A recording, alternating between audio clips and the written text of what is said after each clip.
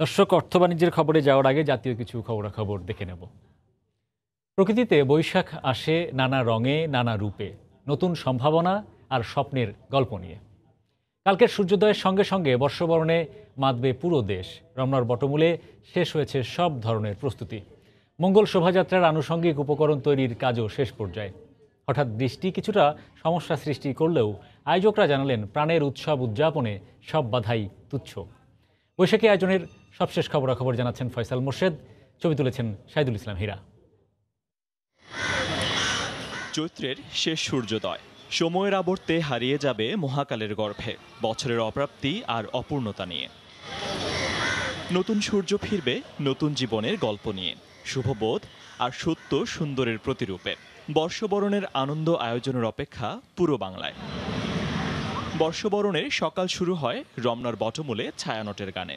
মঞ্চসজ্জার কাজ প্রায় শেষ, গানে গানে বৈশাখ আবাহনের প্রস্তুতিও সম্পন্ন।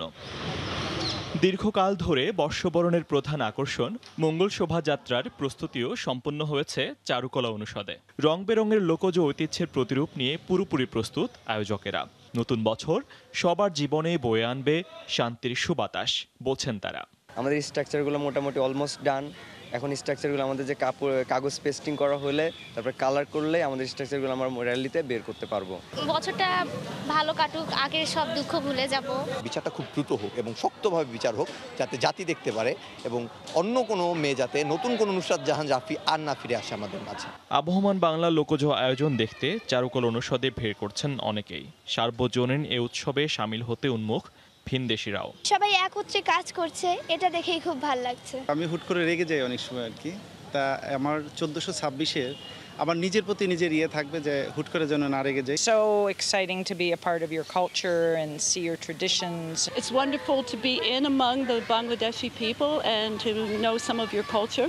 দীর্ঘ সময় পেরিয়ে আসা সার্বজনীন এ উৎসব হতে পারে সমাজের সব ব্যাধি দূর করার উপাদান। শুধু অর্থনৈতিক লাভবান না, আমাদের কারিকুলামের সাথে এটা একটা বিরাট গুরুত্বপূর্ণ যে কৃষ্টি শিল্পগুলির সংযোজন করা। আমাদের অনেকগুলো পজিটিভ ঘটনা ঘটেছে, পরিস্থিতি অনেক বদলে গেছে। জঙ্গিবাদের সেই জায়গাটা আমরা নেই, আমাদের অনেক অর্জন আছে। আমরা নিজেরা কতগুলো লক্ষ্য সেট করছি। আগে তো বলতাম অমুক দেশকে অনুসরণ করব, এইভাবে বলতাম, কিন্তু এখন কিন্তু আমাদেরকে অন্য দেশের এক্সাম্পল হিসেবে দিচ্ছে। আবহমান কাল ধরে নববর্ষ বরণ এখন বাঙালির প্রাণের উৎসব। অসহিষ্ণু সময়ে যা একাত্ম করতে পারে সবাইকে শুভ প্রত্যয়ে। চৈত্রের খরতাপ পেরিয়ে বাঙালি জাতিসত্তার গভীরতম আত্মিক উৎসব পহেলা বৈশাখ আবারও হাজির এই বাংলায়। সাম্প্রদায়িকতার সকল বিষ বাষ্প পেছনে ফেলে সাম্যের জয়গান গাওয়া বৈশাখ বরণে প্রস্তুত পুরো জাতি।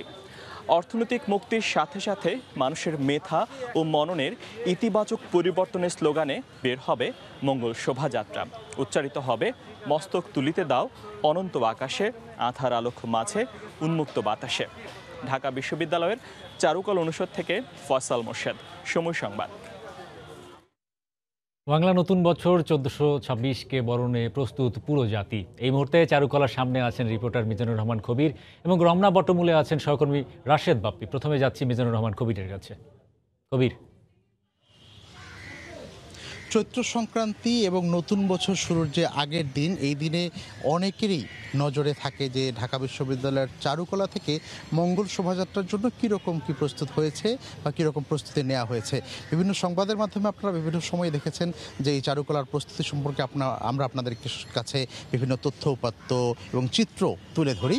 তো এরই ধারাবাহিকতা এখনও আমরা রয়েছি ঢাকা বিশ্ববিদ্যালয়ের এই চারুকলায়, যেখানে মঙ্গল শোভাযাত্রার জন্য যে অবয়বগুলো তৈরি করা হয়েছে বা প্রতিকৃতি তৈরি করা হয়েছে সেগুলোর শেষ মুহূর্তের কাজ এখানে চলছে। আমরা গত সংবাদে যেমনটা জানিয়েছিলাম যে তেমনটা জমেনি, কিন্তু এইবার দেখছি যে অনেকটা জমজমাট হয়ে উঠছে এই কর্মযজ্ঞ, যেহেতু তারা গত রাতে পুরো রাতেই কাজ করেছেন।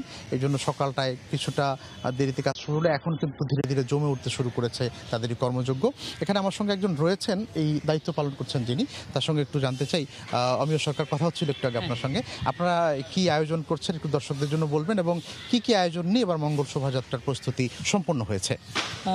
আমাদের এবারে 8টা স্ট্রাকচার আছে, তার ভিতরে হচ্ছে গিয়ে পেঁচা আছে, বাঘ ও বক আছে, হলুদ পাখি আছে, কাঠঠোকরা আছে এবং 2 মুখওয়ালা ঘোড়া আছে, পঙ্খিরাজ ঘোড়া আছে। এরকম মোট 8টা স্ট্রাকচার এবার কাজ হচ্ছে।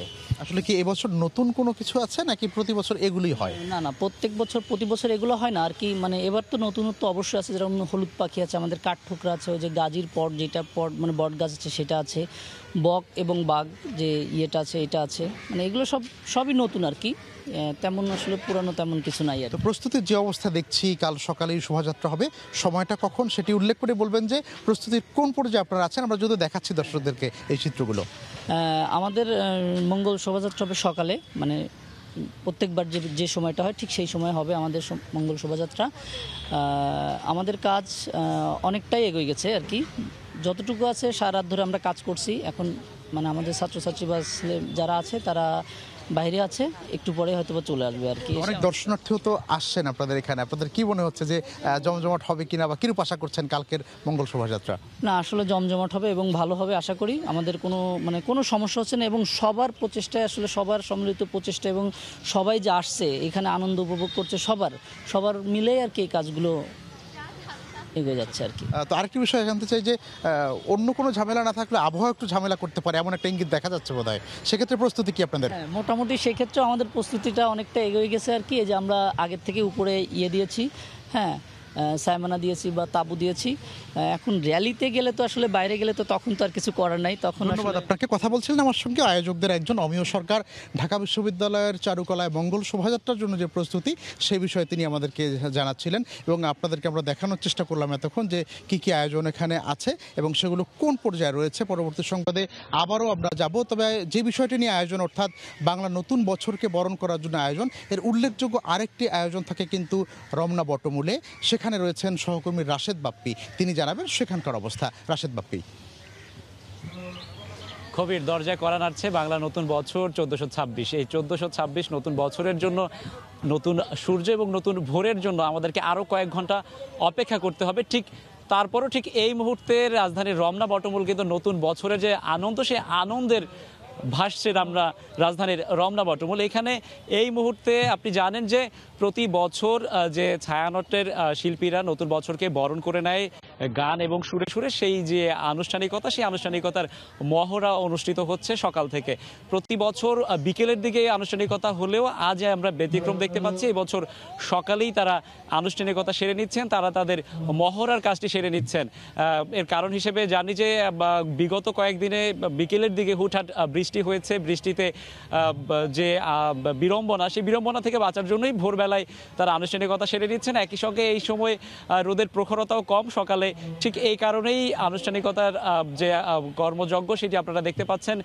কচি কাচার মেলা দেখা যাচ্ছে। একই সঙ্গে তরুণরা রয়েছেন, তরুণ শিল্পীরা রয়েছেন, তারা তাদের মতো করে তাদের যে আনুষ্ঠানিকতা, যেই গান তারা পরিবেশন করবেন, যেই কবিতা কিংবা যে আয়োজন রয়েছে, পুরো আয়োজনটি তারা ঝালিয়ে নিচ্ছেন শেষবারের মতো, যাতে আগামীকাল ভোরবেলা সবাই সম্মিলিতভাবে নতুন একটি সূর্য, নতুন একটি সকাল, নতুন একটি বছরকে তারা আবাহন করতে পারেন। সেই আনুষ্ঠানিকতায় চলছে। দর্শক আপনারা দেখছেন সেই বিষয়টি। এবং এর বাইরে যদি একটু এখানকার নিরাপত্তার বিষয়টি বলতে হয়, তবে এটি বলবো যে নিরাপত্তার জন্য প্রতি বছর যে কড়া নিরাপত্তার বলয় বহাল থাকে, সেটি এবারও সেই একই ব্যবস্থা রয়েছে। একবার আমরা দেখতে পেয়েছি র্যাব পুলিশের টহল যে ব্যবস্থাপনা, একই সঙ্গে তাদের